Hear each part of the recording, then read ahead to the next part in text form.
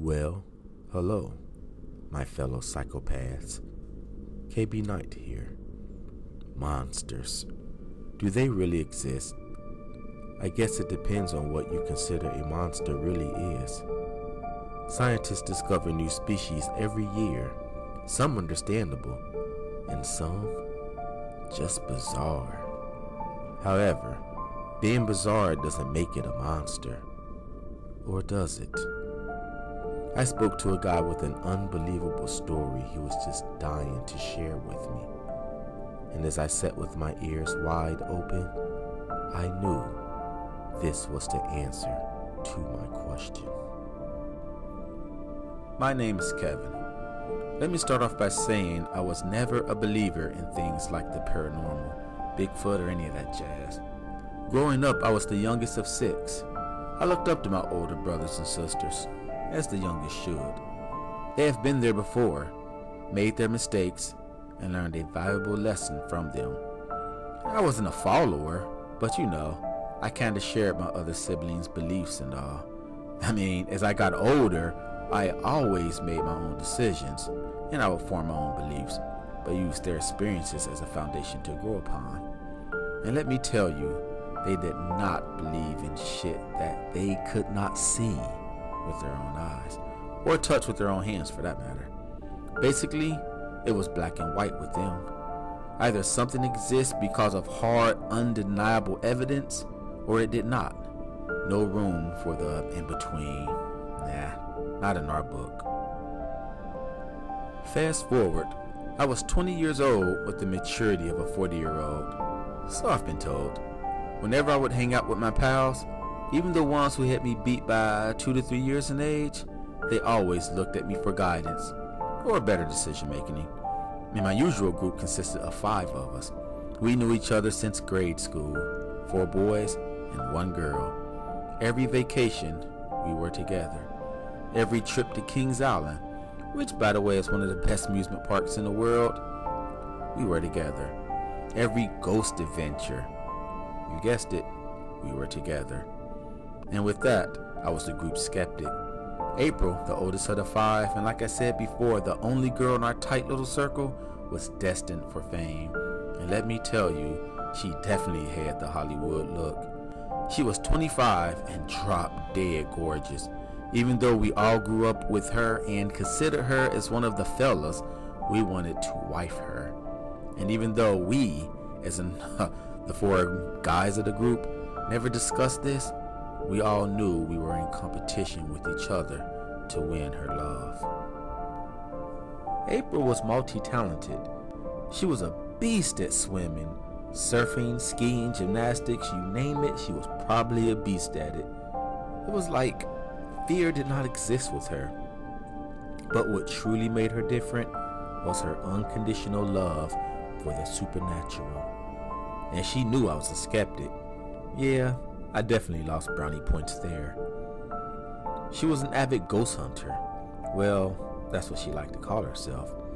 And whenever she chanced across a scary looking abandoned building, she assembled us, her ghost posse, to help investigate. She always reminded me that she needed me to come along because I was a skeptic. She knew, even though I didn't believe in any of that garbage, that I would put my own take on things. That helped her stay true to her belief that 99% of ghosts, UFOs, Bigfoot sightings were fraud or misidentified. It was that 1% that was all she needed. That was all she needed to believe there is truly something extraordinary that goes on within our world that science cannot explain. 1% was more than enough. But without me there, she would fall in the category of a loon, a foolish person who no one takes serious, someone who believes that everything they see that they can't explain is paranormal, or being covered up by the government or something of the sort. She needed me for that. Maybe I didn't lose brownie points after all. I did try convincing her many times to not go on those crazy adventures on dark roads and abandoned buildings, for one day it could cost her everything, her life. But she laughed it off every time. Okay, now you know a little about me and my circle, so on to my story. I got a call from April about 7 in the evening. She told me about her dad and his encounter with an alleged Bigfoot about 30 years ago, before we were ever even a thought in our parents' mind. She went on to tell me that her friend had an encounter recently with the Bigfoot while hiking through Cincinnati's largest park, Mount Airy Forest. After her friend told her about the encounter, April said she had to do some serious research on the subject. She mentioned she gave 15 straight hours of her worth sitting at an uncomfortable ass worn out chair researching only Bigfoot encounters in our city. She discovered that thousands of people, thousands of them, encountered something truly extraordinary.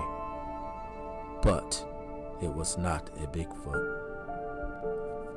Now, I lived in this city my entire life, just as my parents, but never have I heard from family or friends of what she told me was supposedly out there roaming our forest. She paused for a moment, possibly to build the suspense, knowing her, and uttered, "The Ohio Grassman." She described this thing to me, and naturally, I, the skeptic, told her what they could have all actually witnessed. She went on to read me 12 of her favorite internet finds of stories of people in Ohio who all claimed to have witnessed that beast. Out of the 12, only one I could not truly give a reasonable explanation of what it could have been. That was all she needed to assemble the group for a hunt. A Grassman hunt. I should have known that was going to happen. So, there we were, all 5 of us, standing at the mouth of Mount Airy Forest, sunlight fading from existence, gear in hand and ready to be famous. Everyone, well, except me, was scared to death about this mission, because unlike ghosts, if this thing did exist and we discover it, which means it discovers us, our chances were utterly zero in making it out of that forest alive to tell our tale. However, if everyone was so scared except me, then why did I hesitate to go in? Unlike the abandoned buildings that I strut into, knowing ghosts do not exist to hurt me, I slowly inched into that ominous forest with my heart slamming against my chest. The deeper we went, the more terrified I became. Remember, I did not believe in all that nonsense, Bigfoots and all. The world can come up with all the exotic names they want for it, but in the end, it is nothing more than just a fictional Bigfoot story. Minds going wild, creating fictional pieces to complete a puzzle. I tried to convince myself of just that. I mean, I should not have to convince myself. I should know it as a fact. But then again, why was I so afraid? It was April's idea to stay clear of the known trails.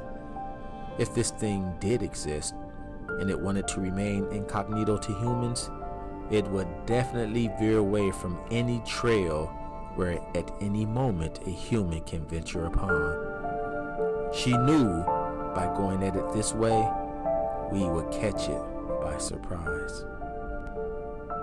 After 45 minutes or so of careful hiking, we happened upon a large clearing. It was large enough to safely build a fire and simply wait. Her plan had changed. Instead of catching it by surprise, the new goal was to draw it to us. and we packed basic equipment in our backpacks: a knife, flashlight, matches, snacks, and a decent camera. We used our cell phones to download an app for audio recording. April had an app for small animals in distress sounds, and she definitely did her homework. While the group gathered nearby branches to build a fire, I took a leak on a large tree just before the clearing. Afterwards, I scanned my surroundings and searched for branches. While the fire burned, our phones were recording and her weird animal sounds playing in the dark. Every couple of minutes, April wanted me to use her camera and snap a picture or a series of pictures of our surroundings with the flash on, in case that thing was watching us from behind a nearby tree, curious of us as we would be to it. Well, they were, not me. I still did not believe in the damn thing.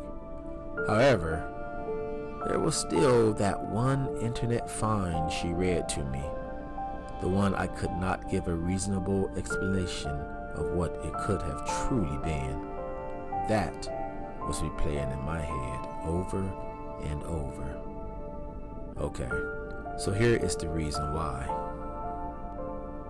The person who the article was referring to, well, was my grandfather.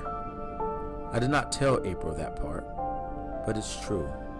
And let me tell you, that guy was as straight as an arrow could ever possibly be. Before my grandfather died, I spent a lot of time with him.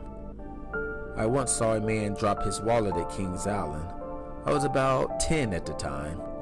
I remember my grandfather picking it up and glancing into it.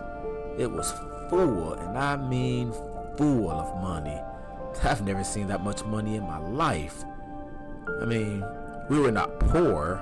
We were not a poor family and all, but we definitely did not have money to just pile in a wallet to blow without worrying about if bills can be paid that month. Anyway, I watched my grandfather do a foolish thing, but later learned it was not so foolish after all, but noble it was. He parted the crowd in a slow sprint to catch up with the man who dropped that wallet and gave it back to him. The shocked man counted all the money right there in front of my grandfather and gawked at him, shocked that he did not take a single dollar.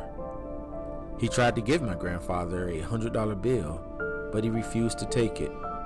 My grandfather smiled and walked back to me.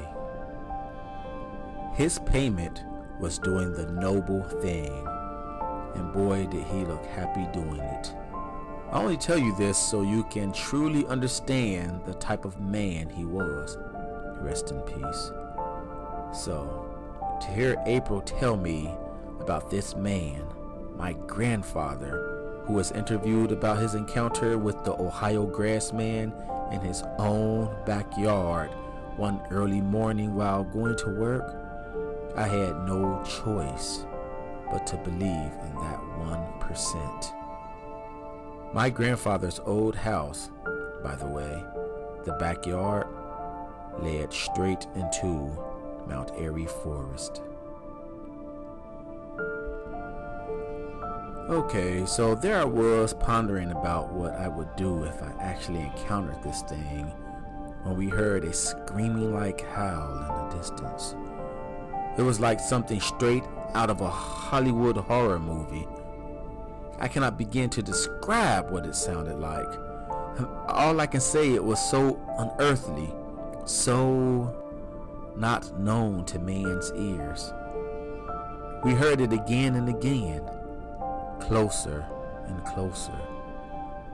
We could not tell if it was an echo originating from one source or two separate howls, which would have meant there were two of those damn things out there. Oh, we're so fucked, I remember thinking. We felt surrounded. At first you could hear the forest.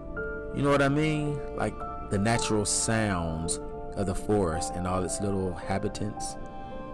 But after those howls, it was utterly quiet. frightening quiet.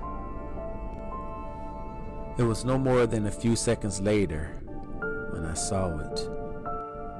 I saw it in the darkness.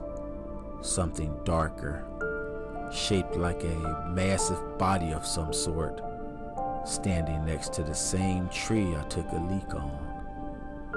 I don't know how to truly explain it, but it was there. I could see the outline of it in the dim moonlight that trickled through the patchy clouds above. I aimed that camera straight ahead, took a deep breath, and snapped a single picture. The flash temporarily illuminated it. My God. My heart froze so long I feared I'd go into cardiac arrest at any moment. I was not the only one who saw it. All of us did.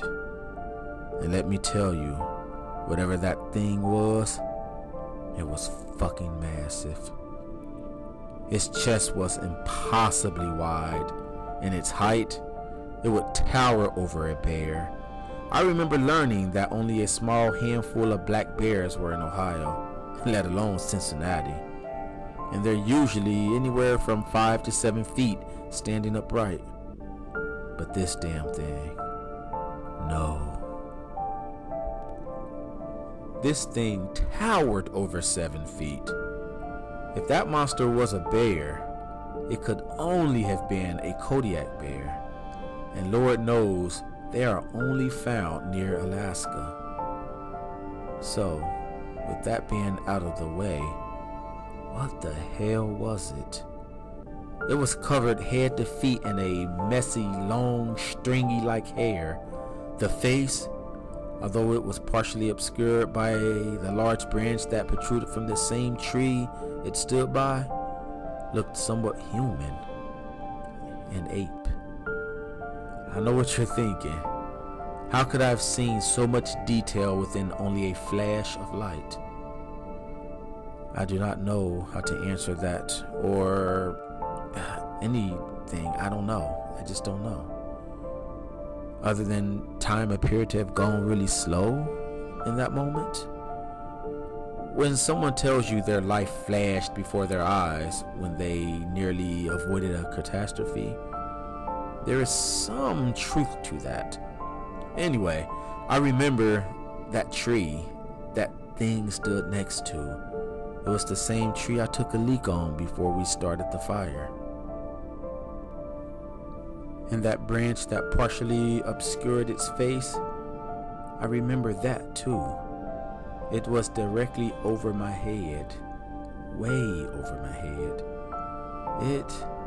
It was not possible. How could that thing be so tall that its eyes were above that branch? I remember thinking that.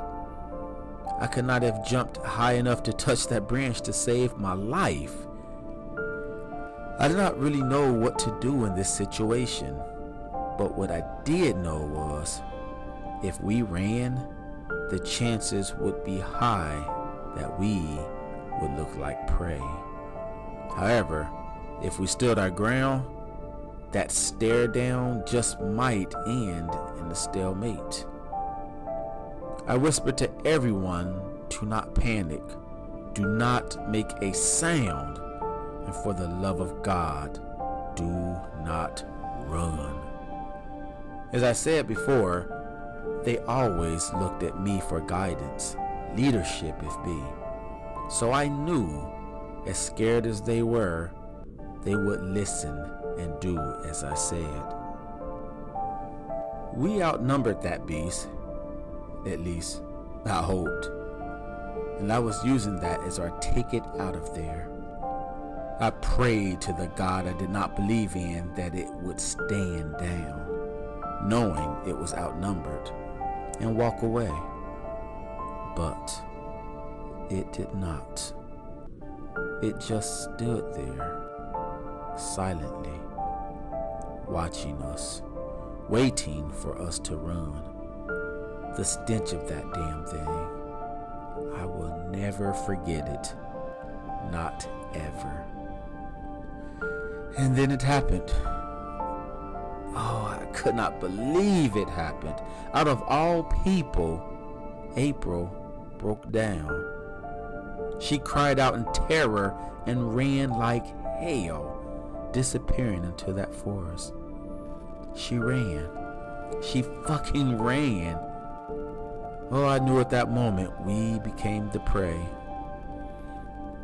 Its head smacked into that branch as it lunged forward. We all scattered. Yeah, I may be a shitty friend. I often sit and try to justify my tasteless thought at the time. But I remember thinking, if I am faster than everyone else, I will survive. Shitty, huh? I did not, however, want to be faster than April. I'd rather it be me than her, being mauled to death. I fumbled my cell phone while trying to activate the flashlight on it, and my stupid ass never took the flashlight out of my backpack, and I knew I could not afford to stop and do it. I zigzagged like hell and ran harder than I ever ran before. One miscalculated step, faceplant into a tree. Checkmate for the hunter. I continued to run while screaming out April's name repeatedly in hopes of drawing that creature away from her. Did it work? I was not too sure about that. But I did hear the echoing, frightening sounds of snapping branches just behind me. God, am I the slowest? I thought. All I could think about at that moment was that I did not want to die in that damn place. I knew I would never be seen again, and my parents would be forced to have a bodiless funeral.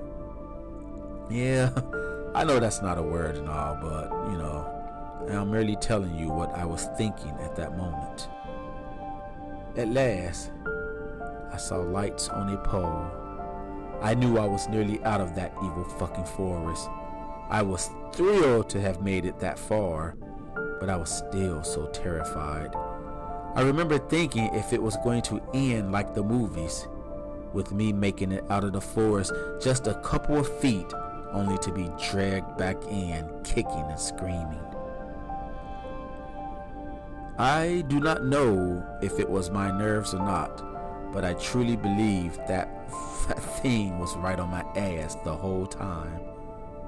I believed that any second would be my last. However, as you can see, it was not my last. It was not my time. I made it out of that godforsaken forest alive, and I kept running like hell without looking back. I had no idea where I was, but it was nowhere near where we originally entered. I finally slowed down enough to look behind me. I was on a walkway in front of what looked like a guest services building or something. No one was around, for the park was technically closed. As I scanned that tree line amongst the darkness, looking for my friends to exit, I saw it. I saw that dark, shadowy-like figure just blending in with the trees. To my relief, I heard my friends shouting out for each other in different locations. I could tell they were no longer in the forest, thank God. I turned my head for just a second, and that was all the time it took for that thing to disappear. One by one, we reunited that night. All of us, except April. We took off for that tree line, running parallel with it while screaming her name. I knew she was still in there. She had to be, possibly hiding, hearing us, but afraid to call out in case that thing was near. I wanted to call her cell phone, but I knew that would have been a bad idea. And I will never forgive myself for not telling my friends not to call her. I never thought to tell them, and when I turned around and gazed at my friend who had his phone to his ear, I gasped out. I could hear it ringing on his phone from where I was standing. And then we heard her. We heard her let out a brief, terrifying scream somewhere in that damn forest. And then silence. It was as if her scream was instantly turned off by a switch. I tried to run in after her, but my friends, they stopped me. Oh, I drenched them with profanity, demanding that they let me go. I punched my friend in the face while cussing at him for being so stupid by calling her phone. I mean, never mind. That will stay where it belongs, in the past. I was not too proud of my behavior, but given the circumstances, I should leave that be. It was time to call the police, and within a half hour, they were combing through the forest with 2 canines in search for April. But after 4 straight hours, they called it quits, at least for the night. The next day, they were back at it, but this time with more dogs and more people, including us. We did not volunteer, not yet at least. We were more voluntold before we were able to ask to exist. And it was not the police who told us. No, the situation got stranger. There were 3 tall men accompanying the police, and when I say tall, I mean tall. They were at least 6'5", possibly even taller. They were dressed the same: black suits, white shirts, black ties, and of course, you guessed it, black sunglasses. They were the ones who insisted we were going to help. I remember thinking about the Men in Black movies, and I also remember learning about the true Men in Black stories that dated back to the 50s. Of course, I did not believe in them, but April, a few years back, educated me on them when she was studying some UFO reports here in the city. I also remember her once saying that many people, researchers, tie Bigfoot sightings to UFO sightings, and a lot of them believe that Bigfoot is actually extraterrestrial. Naturally, I did not believe any of that shit, but now. So, these 3 men in suits rarely spoke. I did notice they would occasionally take a sample of something in the forest, like a piece of a broken branch, leaves, and at one point I could have sworn I saw them stuff what appeared to be hair, stringy hair, into a baggie. Those guys truly freaked me out, so I was not about to say anything about that damn hair. An officer found my broken camera, well, April's broken camera that I had in my possession at the time we fled. It was smashed up pretty good. It almost looked as if it was trampled on. Could that monster stomped on it in its pursuit of me? I did not remember dropping that camera until after we called the police that night. I gazed at the camera, certain the memory card would be fine. I shouted at the officer, telling him that I took a picture of that monster that gave chase to us, and it was on that camera. However, before he could acknowledge me, one of those suits stopped him cold and made him turn it over to him. Clearly, those guys had jurisdiction over the police, and at some point, possibly back at the station, they made it quite crystal, for the officer did not even hint towards putting up a fight.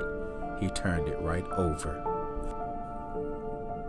We continued to search seemingly every square inch of that damn forest, and let me tell you, it felt like days went by. One of the canines, which by the way would freak out whenever it was near one of those suit guys, discovered April's phone.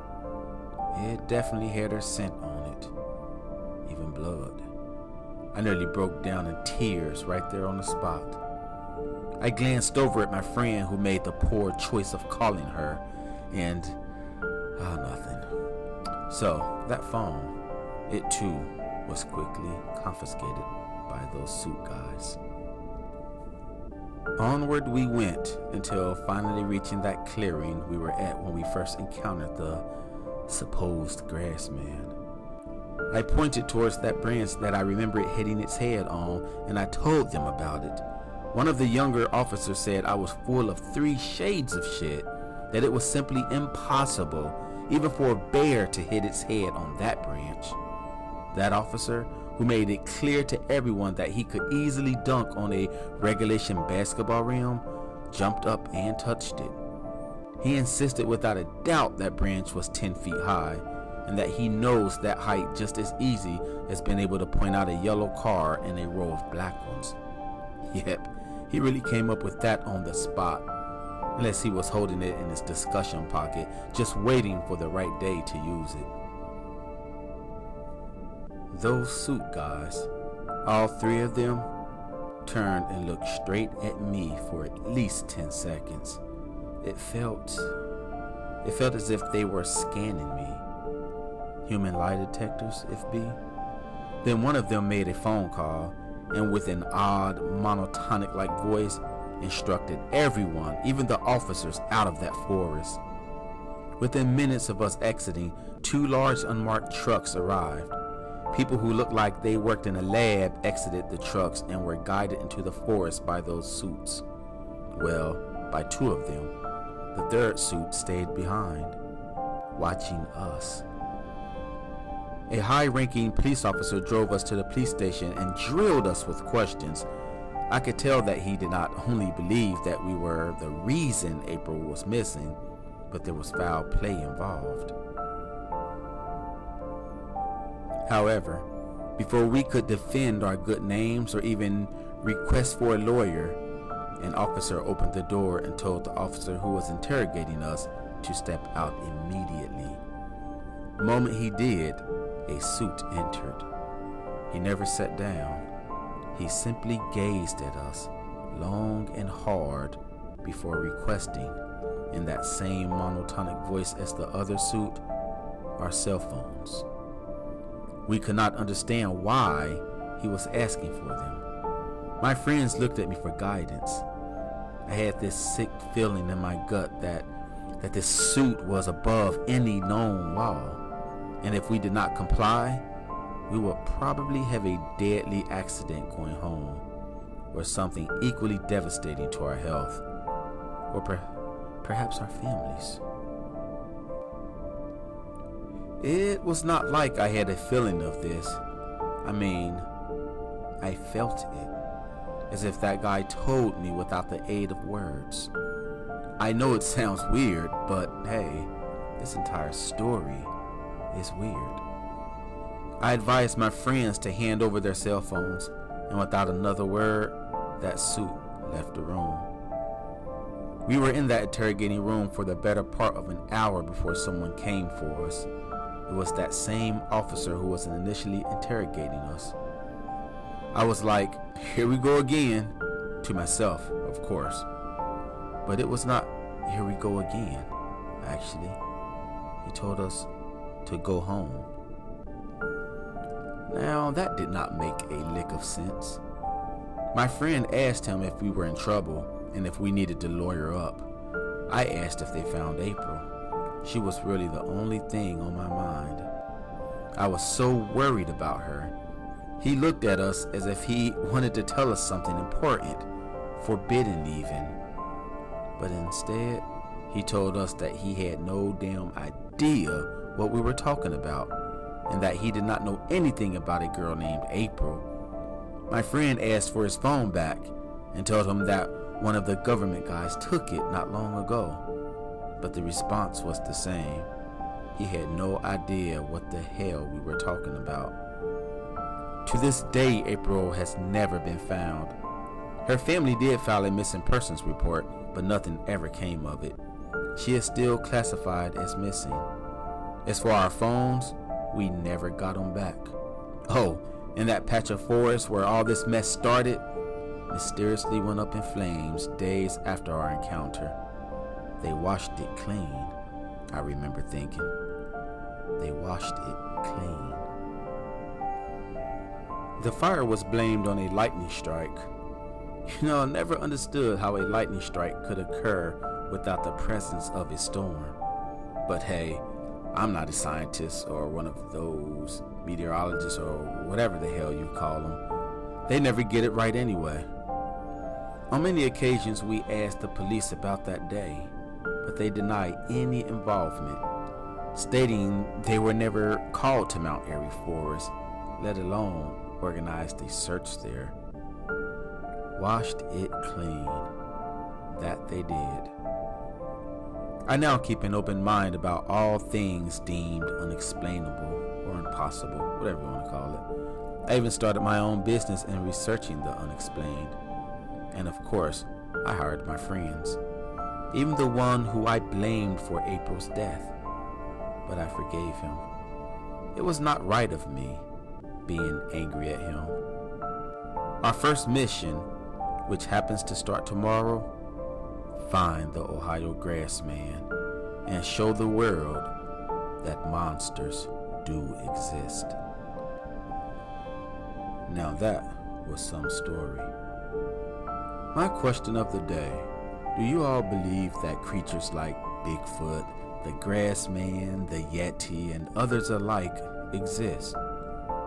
Or are these ordinary people just crazy? Thank you for tuning in to the Not So Ordinary channel. Please help me grow by subscribing and cracking that thumbs up button. Well, until next time, my psychos, stay safe and stay scared. I'm KB Knight.